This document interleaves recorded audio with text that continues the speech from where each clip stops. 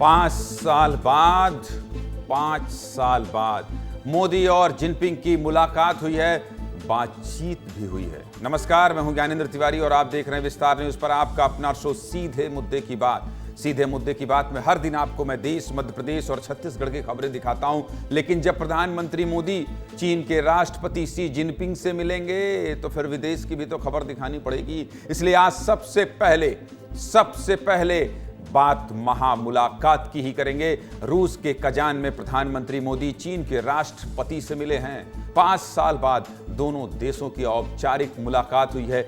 एक एक तस्वीर दिखाएंगे, सब कुछ बताएंगे, जुड़े रहिएगा। और शी जिनपिंग कह रहे हैं भारत से रिश्ता जरूरी है। दूसरी खबर में बात प्रियंका गांधी के नामांकन की करेंगे। पहली बार प्रियंका गांधी चुनावी मैदान में हैं। वायनाड से प्रियंका गांधी ने नामांकन भर दिया है। वायनाड से अब तक कौन सांसद था?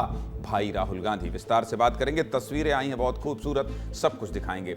तीसरी खबर में बात मध्य प्रदेश में आई खुशखबरी की करेंगे। रीवा में रीजनल इंडस्ट्री कॉन्क्लेव हुआ है। 31,000 करोड़ रुपए का निवेश प्रस्ताव आया है। कितना?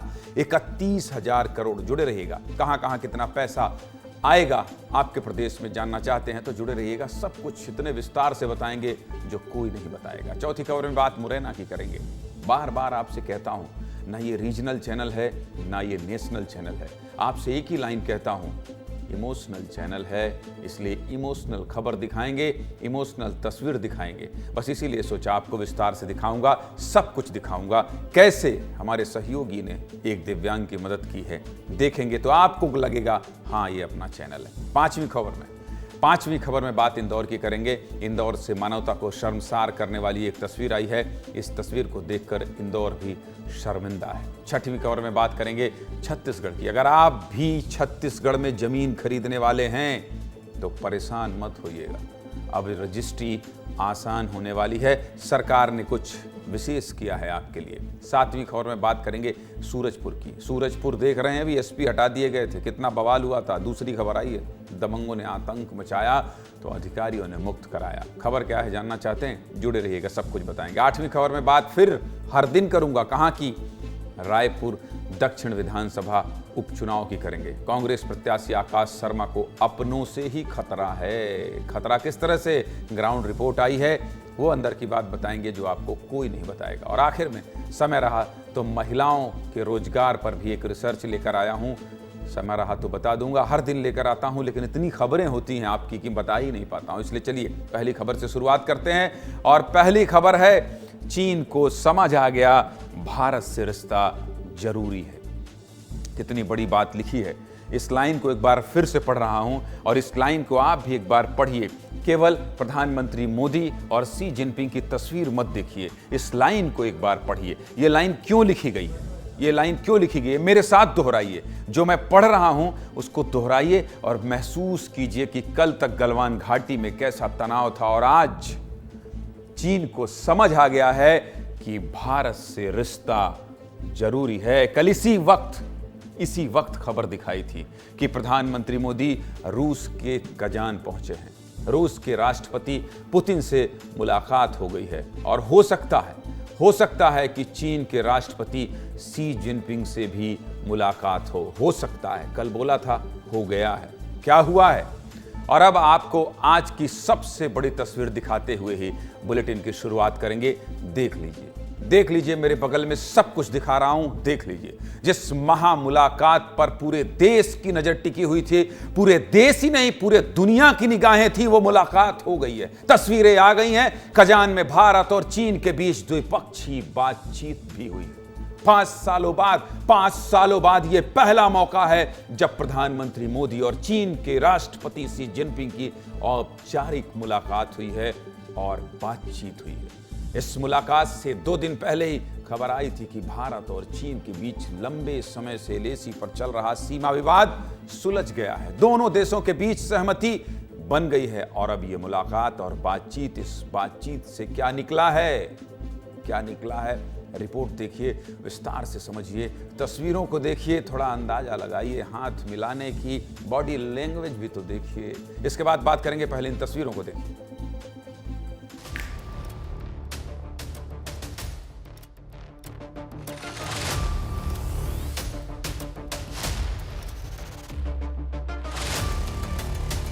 आपसे मिलकर खुशी है। और जैसा आपने कहा 5 साल के बाद हमारी ये फॉर्मल मीटिंग हो रही है।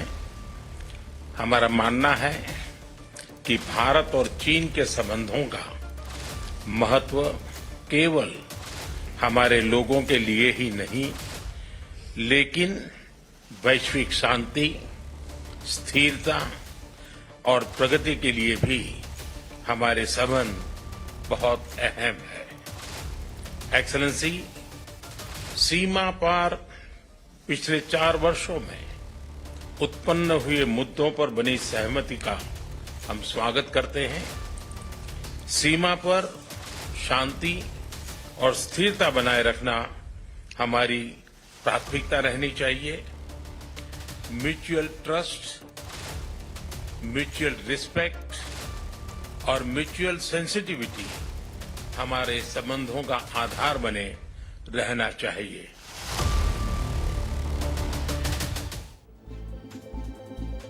प्रधानमंत्री ने भी जिनपिंग से हुई मुलाकात में कह दिया है कि पिछले 4 सालों में सीमा पर पैदा हुई समस्याओं पर जो सहमति बनी है उसका स्वागत करते हैं, वेलकम करते हैं। यह रिश्ता कोई नया नहीं है।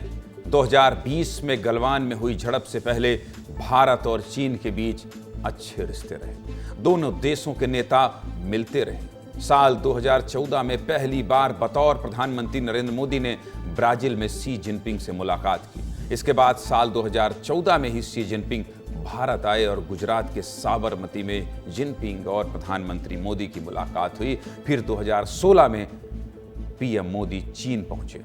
अक्टूबर 2019 में फिर से चीन के राष्ट्रपति शी जिनपिंग भारत दौरे पर आए।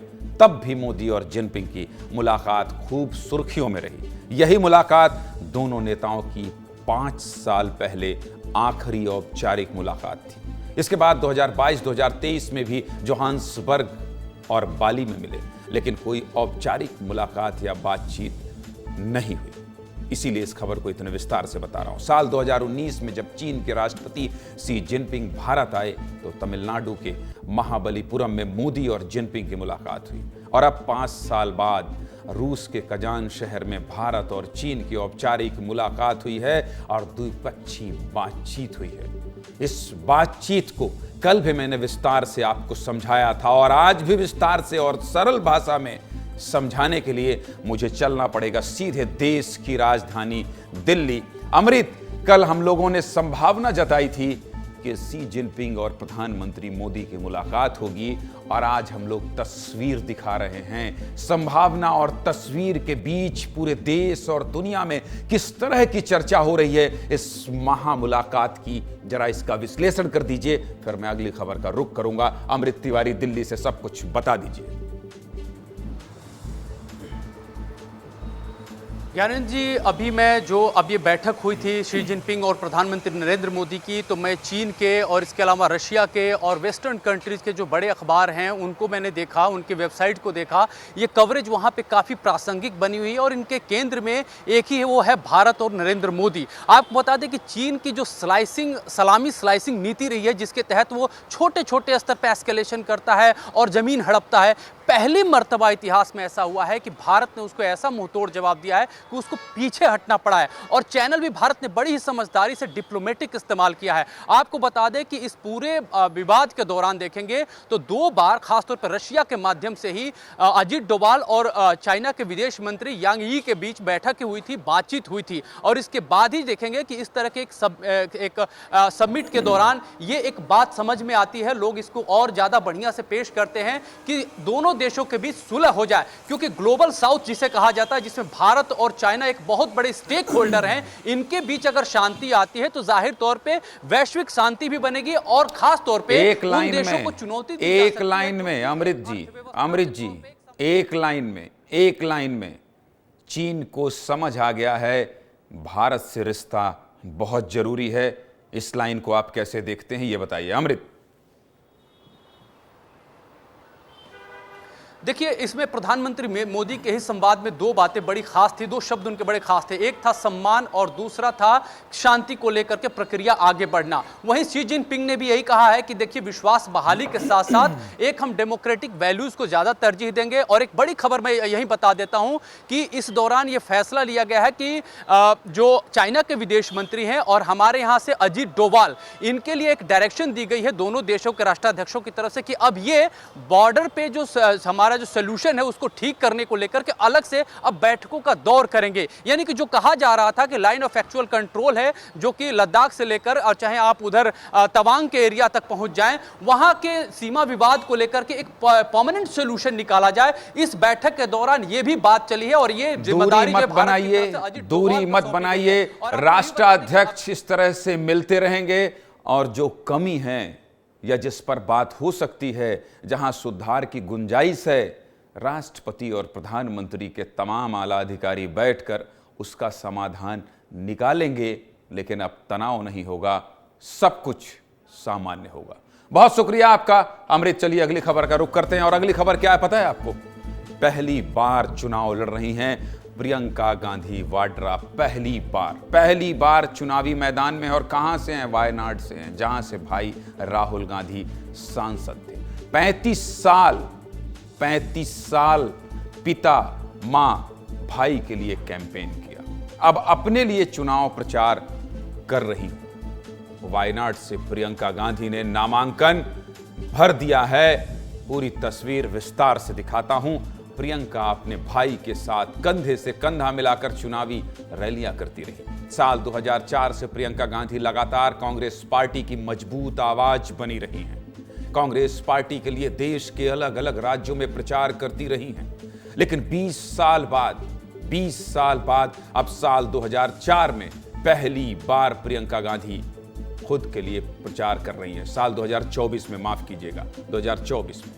आज का दिन गांधी परिवार के लिए ऐतिहासिक रहा।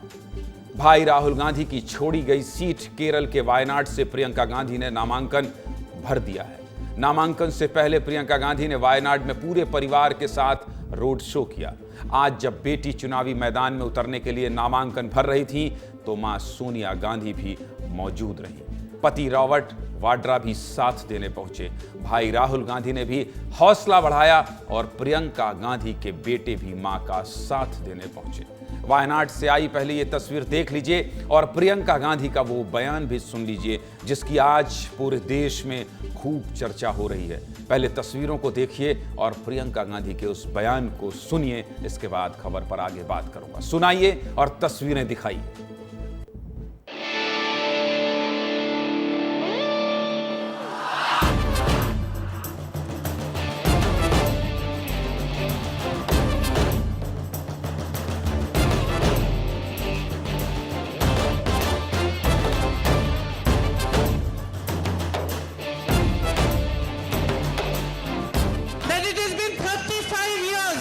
Since I have been campaigning for different elections, this is the first time that I am campaigning for your support for myself.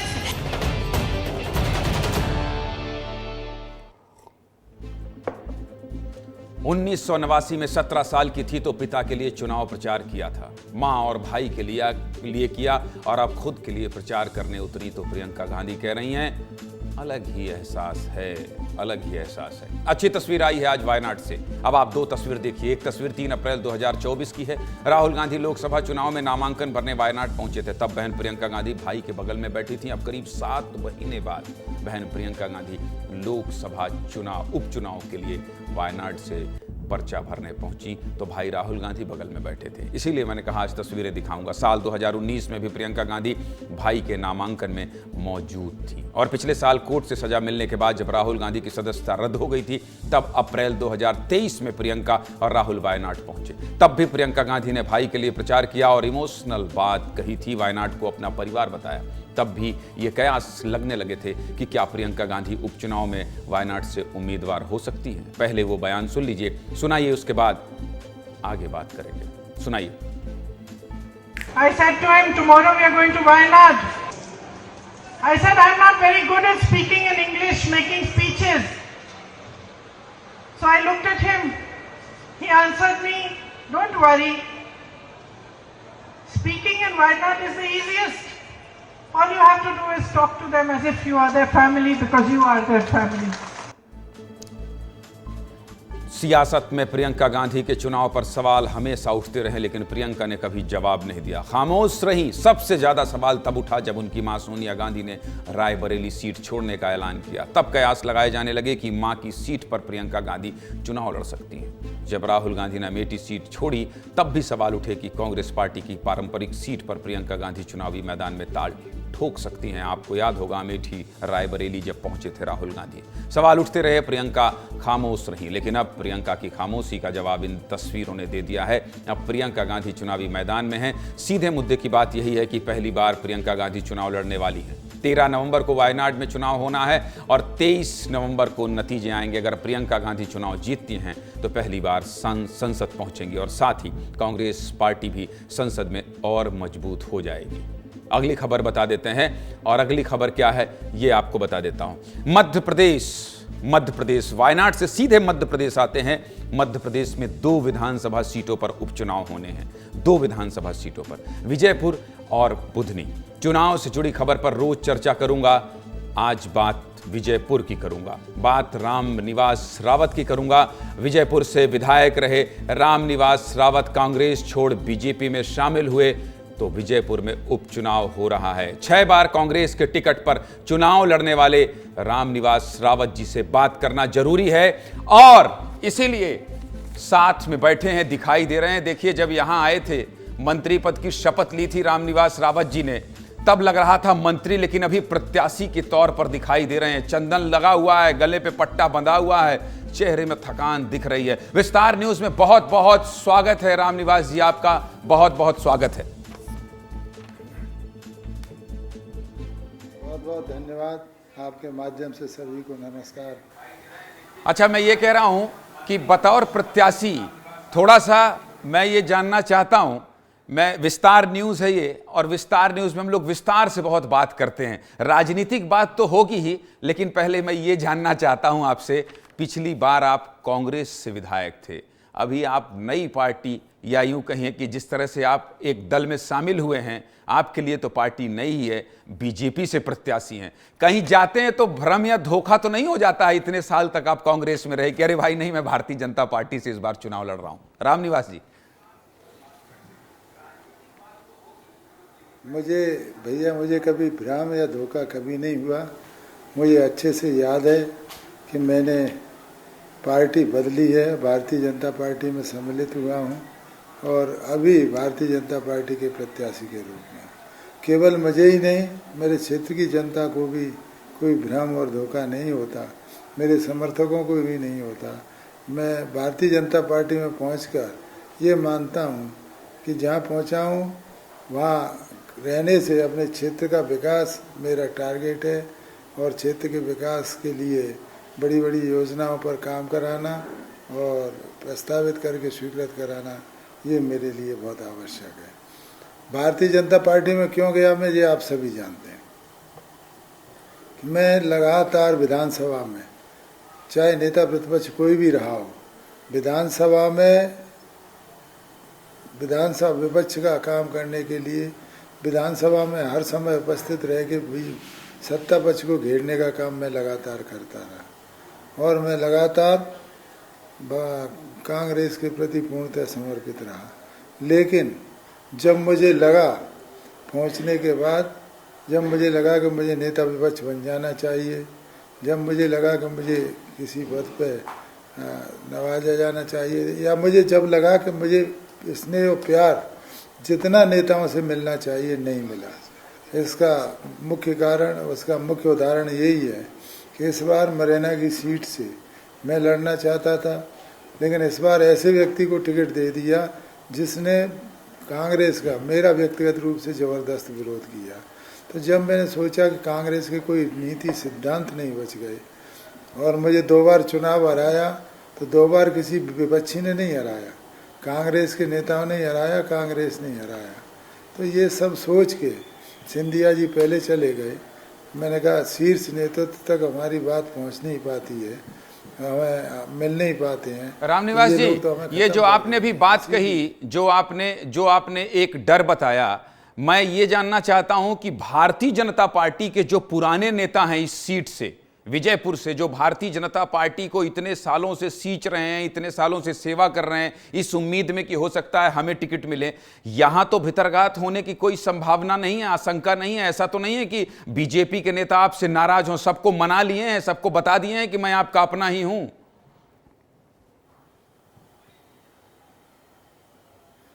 दोनों पार्टियों में बहुत अंतर है। ये व्यक्ति मूलक पार्टी है कांग्रेस, और बीजेपी संगठन मूलक पार्टी है। संगठन का आदेश हर व्यक्ति को मानना पड़ता है, और मैं समझता हूँ कि संगठन का विरोध या संगठन के विरोध में कोई नहीं जाता। ये एक ऐसा संगठन है कि कब किस आदमी को क्या देना है वो हमेशा देते हैं, और मुझे कोई शिकायत नहीं है किसी भी नेता से।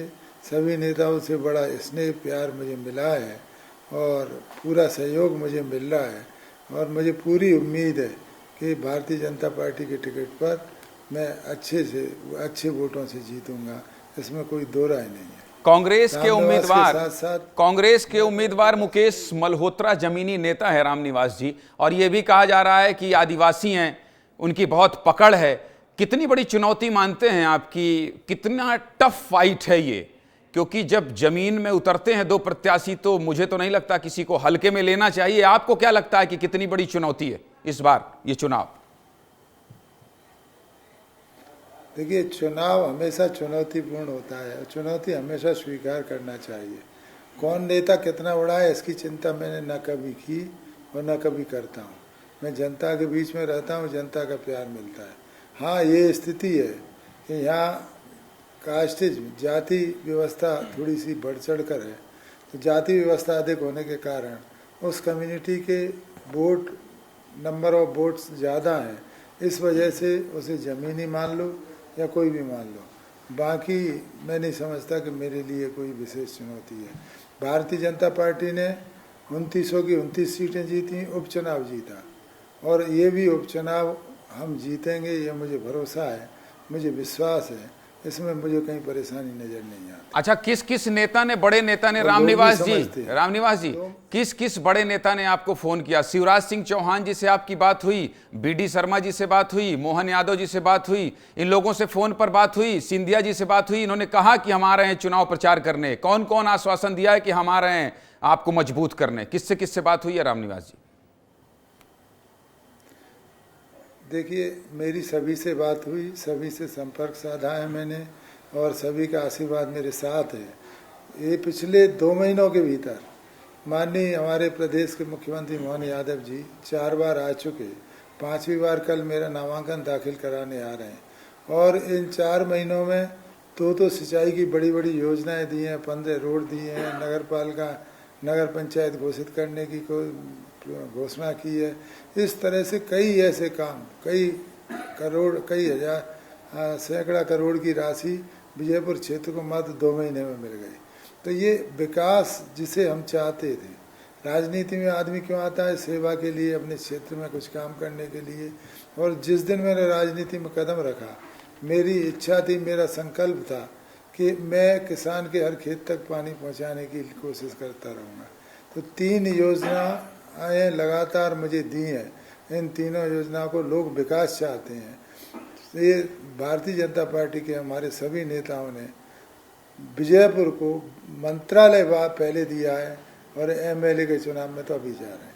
चलिए, तो जनता सब जानती है कि हमें क्षेत्र में विकास के काम कराते रहना है। कल आप नामांकन दाखिल करने वाले हैं, प्रदेश के मुख्यमंत्री डॉक्टर मोहन यादव पहुंचने वाले हैं। आपका समय बहुत कीमती है, और आपने कीमती समय में हमारे लिए समय निकाला, इसके लिए आपका बहुत बहुत धन्यवाद। और आपको चुनाव के लिए बहुत शुभकामनाएं। हमारा काम है, कांग्रेस से हो, बीजेपी से हो या निर्दलीय से हो, जब आप जीत के लिए जा रहे हैं तो आपको शुभकामनाएं देना। आपको बहुत शुभकामनाएं और बहुत धन्यवाद अपना टाइम विस्तार न्यूज़ को देने के लिए। रामनिवास जी, बहुत बहुत शुक्रिया। चलिए अगली खबर का रुख करते हैं, और अगली खबर क्या है? रीवा को 31,000 करोड़ की सौगात मिली है, और अभी सौगात रामनिवास रावत जी भी कह रहे थे कि हमको बहुत दी है मुख्यमंत्री ने। डॉक्टर मोहन यादव प्रदेश को बढ़ाने के लिए बड़े बड़े कदम उठा रहे हैं। फिर से मध्य प्रदेश को खुशखबरी मिली है, पैसा आने वाला है।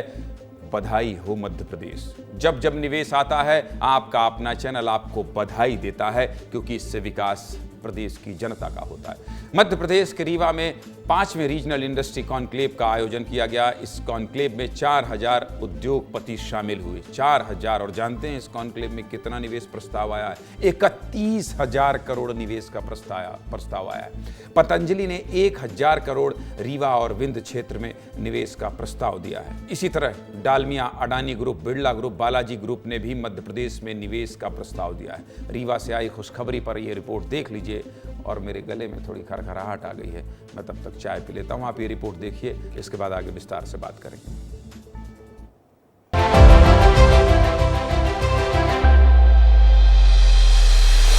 हमारी उम्मीद से बढ़कर के पंजीयन हुए हैं।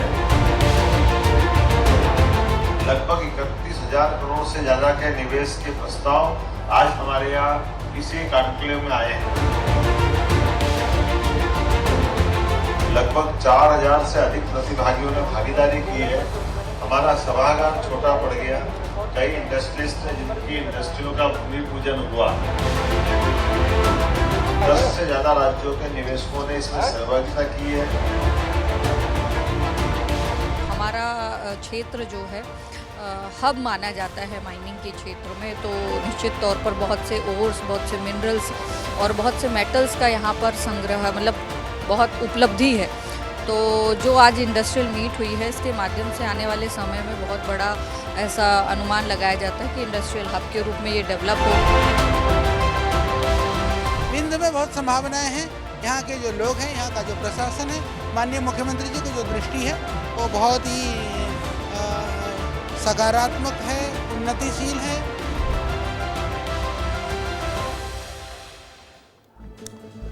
31,000 करोड़ निवेश का प्रस्ताव मिला है। इससे पहले भी 2,45,000 करोड़ का निवेश मध्य प्रदेश में सीएम डॉक्टर मोहन यादव के प्रयास से हो चुका है। सीएम ने कॉन्क्लेव से पहले खुद इस बात की जानकारी दी, वो भी सुन लीजिए। मुख्यमंत्री ने तब क्या कहा था, सुनिए। हमारे औद्योगिक निवेश का भी जो अभियान चल रहा है, इसके माध्यम से ही लगभग अभी तक के जो हमारी कॉन्क्लेव हुई है, संभाग स्तर के अलग अलग जो निवेशकों के साथ मीटिंग हुई है, उसमें 2,45,000 करोड़ से ज़्यादा का निवेश के प्रस्ताव हम पे आ चुके हैं। मध्य प्रदेश में बहुत संभावना और बहुत लोगों की रुचि भी बन रही है। और हमारा भी प्रयास है कि जो सब प्रकार से वर्तमान के दौर में जब भारत तीसरी अर्थव्यवस्था बनने के लिए यशस्वी प्रधानमंत्री के नेतृत्व में कटिबद्ध है, तो मध्य प्रदेश क्यों पीछे रहेगा। बड़ी बात है, एक साथ सुनेंगे तो लगेगा 2,45,000 करोड़। लेकिन इस निवेश के लिए आपके मुख्यमंत्री ने कितनी मेहनत की है, इन 8 तस्वीरों में देख लीजिए। रीवा से पहले मध्य प्रदेश में 4 रीजनल इंडस्ट्री कॉन्क्लेव हो चुके हैं और प्रदेश में निवेश के लिए मुख्यमंत्री लगातार महानगरों का दौरा भी कर रहे हैं। उज्जैन, जबलपुर, ग्वालियर और सागर में पहले रीजनल इंडस्ट्री कॉन्क्लेव हुए। मुख्यमंत्री ने मुंबई, कोयम्बटूर, बेंगलुरु और कोलकाता में निवेश के लिए रोड शो किया, इंटरेक्टिव सेशन में हिस्सा लिया। इस तरह 4 रीजनल इंडस्ट्री कॉन्क्लेव और 4 इंटरेक्टिव सेशन से अब तक मध्य प्रदेश में 2,45,000 करोड़ के निवेश का प्रस्ताव पहले ही आ गया।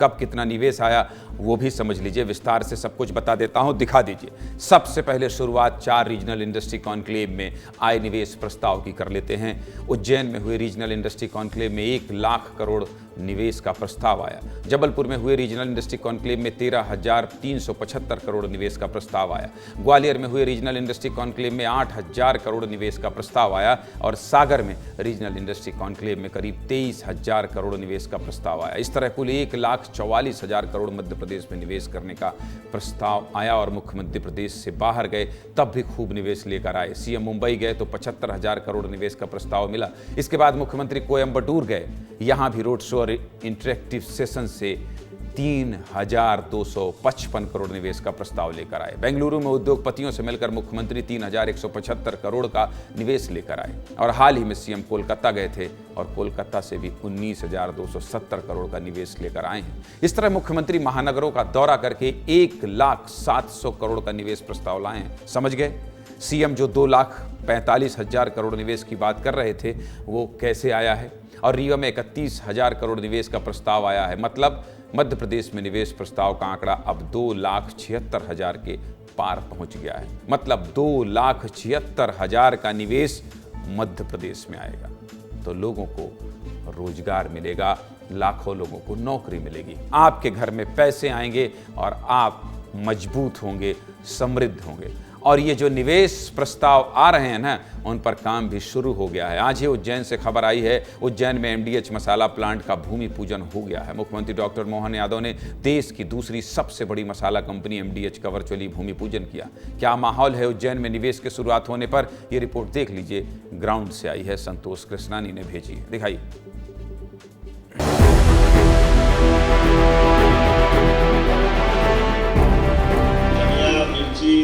ये पर्याप्त रूप से फसल लगाना है, इसके लिए उत्पाद को उत्पन्न करने के लिए इंडस्ट्री लगी है MDH की।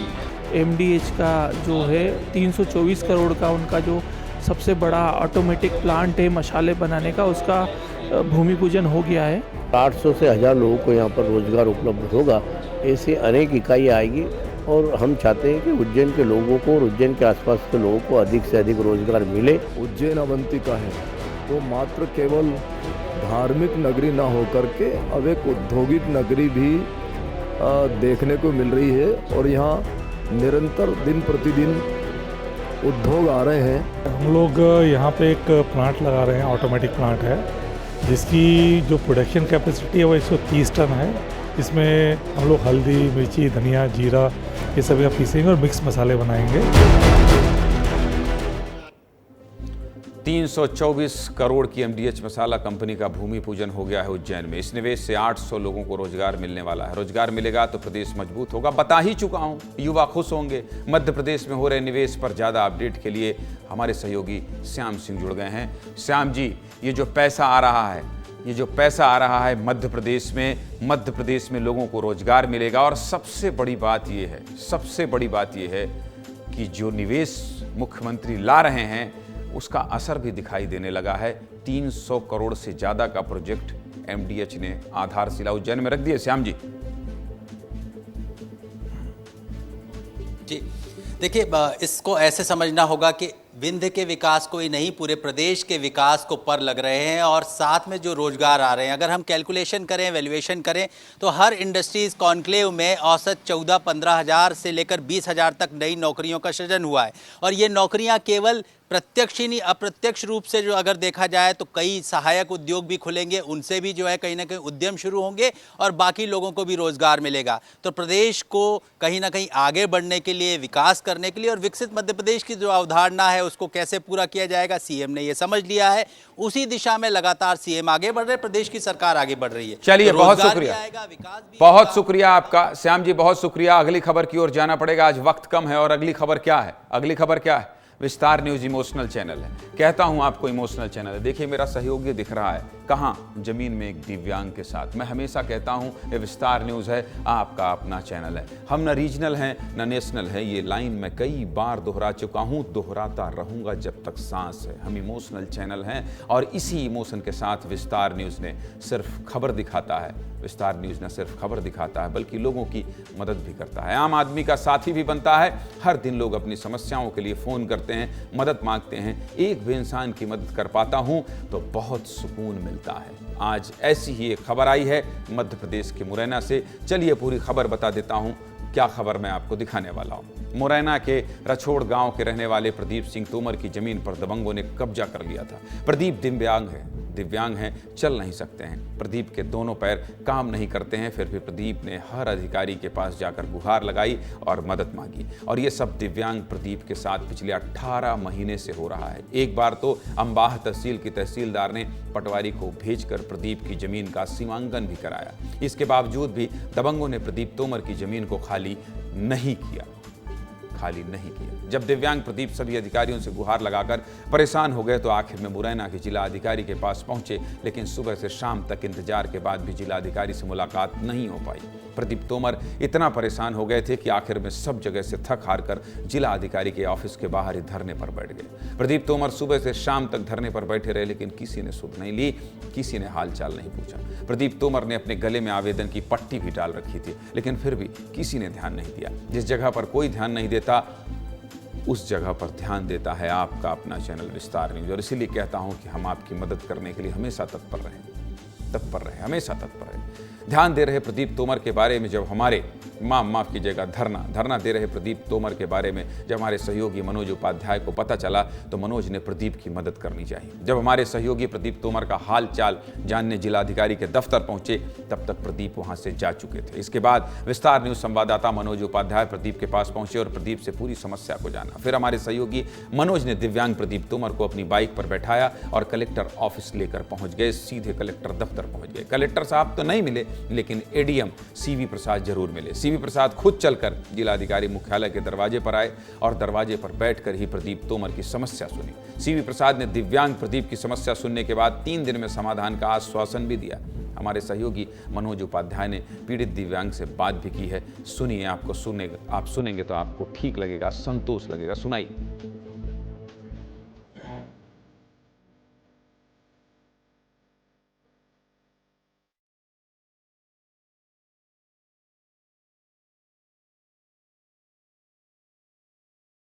एक साल से न्याय के लिए दर भटक रहा था। जब मेरी कहीं सुनवाई नहीं हुई तो मैं यहाँ मुरैना कलेक्ट्रेट ऑफिस धरने पर बैठ गया।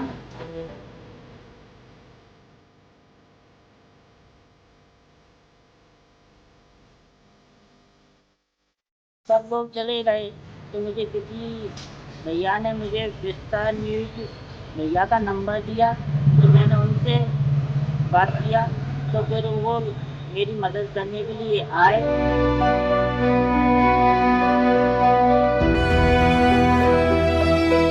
जब उन्होंने मेरी हालत देखी तो उन्होंने अपर कलेक्टर साहब को बुलाया और मेरी समस्या को बताया।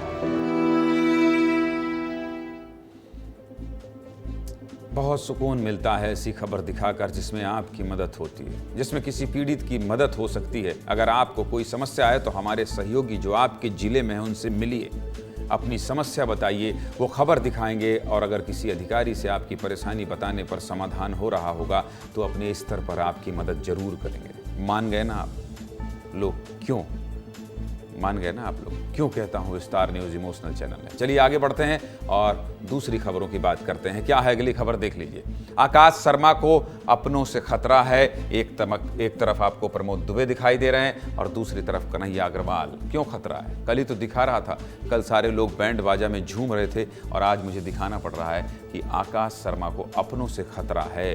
नेताओं के साथ एक बड़ी समस्या है भाई साहब, बहुत बड़ी समस्या। बेचारे नेता अपनी नाराजगी खुलकर बता भी नहीं पाते हैं। ऐसा इसलिए कह रहा हूं क्योंकि रायपुर दक्षिण उपचुनाव में टिकट नहीं मिलने से नेताजी दुखी हैं और अपना दुख सीधे बता भी नहीं पा रहे हैं, सीधे बता भी नहीं पा रहे हैं। इशारों में कहना पड़ रहा है, जिसके बाद टिकट नहीं मिलने पर नेताजी शायर भी बन गए हैं। इन नेताओं का नाम क्या है आपको बता देता हूं। प्रमोद दुबे और कन्हैया अग्रवाल है। टिकट न मिलने के बाद कांग्रेस नेता प्रमोद दुबे और कन्हैया अग्रवाल ने सोशल मीडिया पर पोस्ट किया, जिसकी चर्चा हर तरफ हो रही है। हर कोई उस पोस्ट की चर्चा कर रहा है। कांग्रेस नेता प्रमोद दुबे ने पोस्ट करते हुए लिखा कि ना पाने की चिंता है, न खोने का डर है, जिंदगी का सफर अब सुहाना सफर है।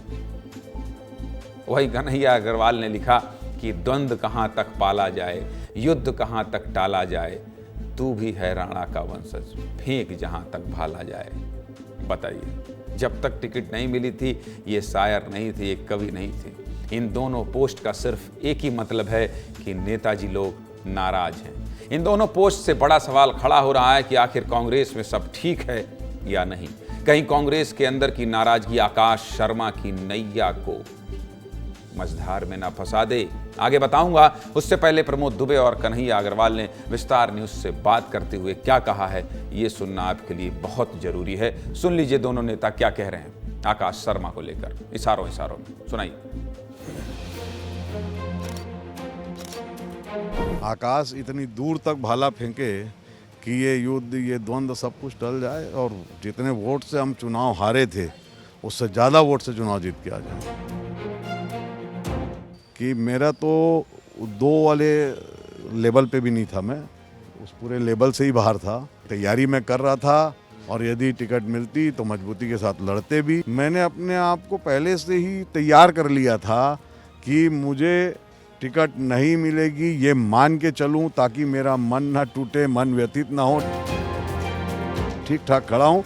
नहीं तो पिछली बार लोग मेरा जो है बात करने मेरे से आ रहे थे तो मैं दुखी मन से एकदम मुंह लटकाया हुआ लोगों को मिल रहा था। न पाने की चिंता न खोने का डर है, जिंदगी का सफ़र अब सुहाना सफ़र है। मैं तो अपनी ओर से आई लव यू कहा था, अब वो क्यों आई लव यू नहीं बोले, हो सकता है मुझ में कुछ कमी हो। कर्ण समझ के मुझे चक्का उतारते समय अगर कहीं वध किए है। कई बार ऐसा होता है कि जो बाराती घोड़ा है उसको रेस में दौड़ा देते हैं और रेस का जो घोड़ा है उसको बारात में ले जाते हैं, और उफ कहने की आदत नहीं है, क्योंकि बेत खाने की आदत सी पड़ गई है।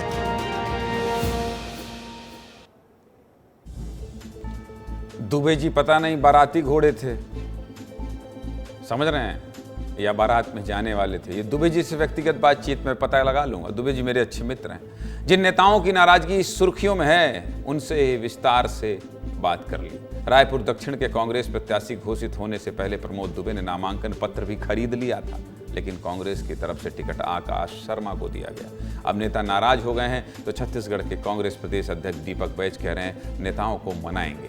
अरे भाई, ऐसा काम ही काहे करते हैं कि मनाना पड़े। सुनाइए क्या कह रहे हैं दीपक बैज।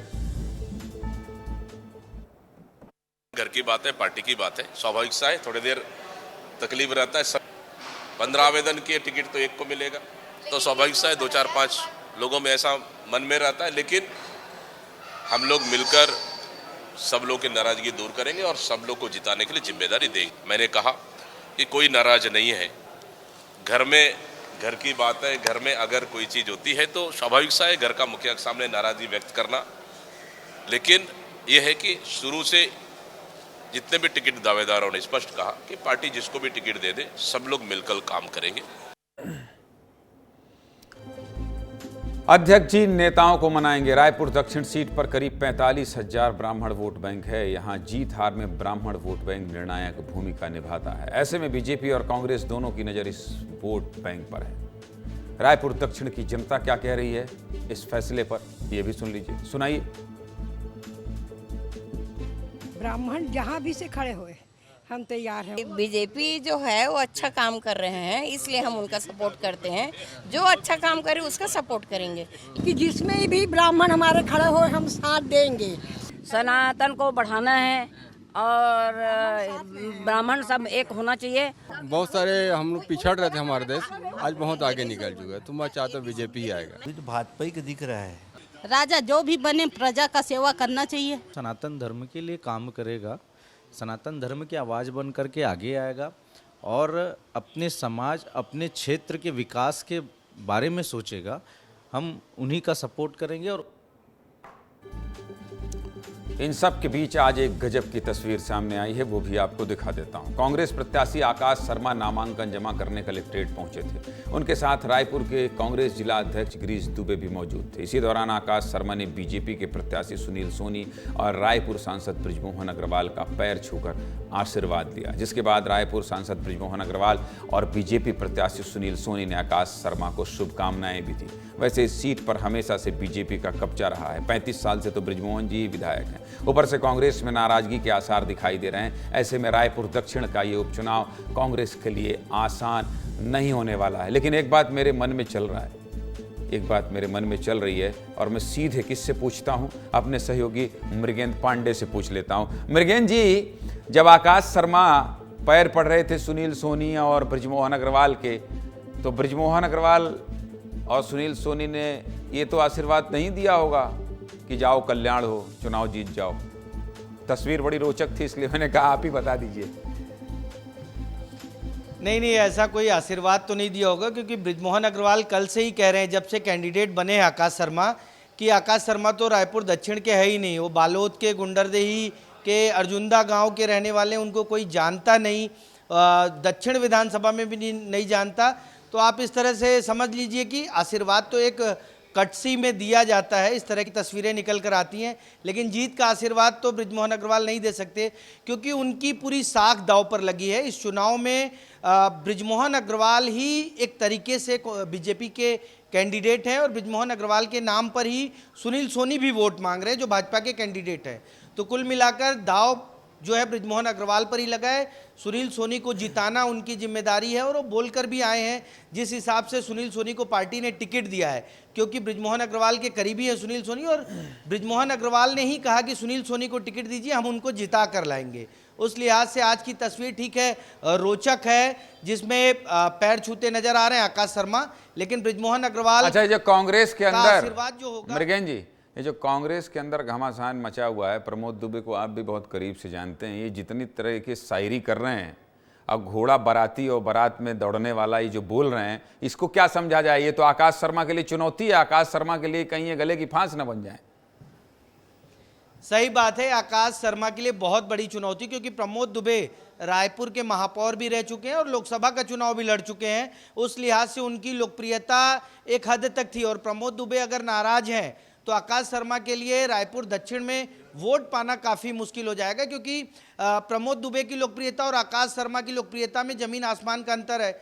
और आकाश शर्मा भले यूथ हैं, लेकिन वहाँ का वोटर किस हिसाब से है, वो वोटर कितना। दूसरी महत्वपूर्ण बात ये भी है, दूसरी महत्वपूर्ण बात मृगेन जी ये भी है कि प्रमोद दुबे जिस तरह से कुर्सी में बैठे मौज ले रहे थे, उनके अंदर कोई चुनाव में मेहनत करने का सिकन और चुनाव जिताने की इच्छा शक्ति दिखाई नहीं दे रही थी, क्योंकि इतना फुर्सत से कौन बैठता है जब कल कैंडिडेट का ऐलान हुआ हो। तो खैर, बहुत सारी चीजें तस्वीरें बयां कर देती हैं। अभी मुझे आपके पास से जाना पड़ेगा, क्योंकि आपने एक अच्छी खबर भेजी है रजिस्ट्री वाली, उस खबर की बात करनी पड़ेगी। फिलहाल बहुत शुक्रिया।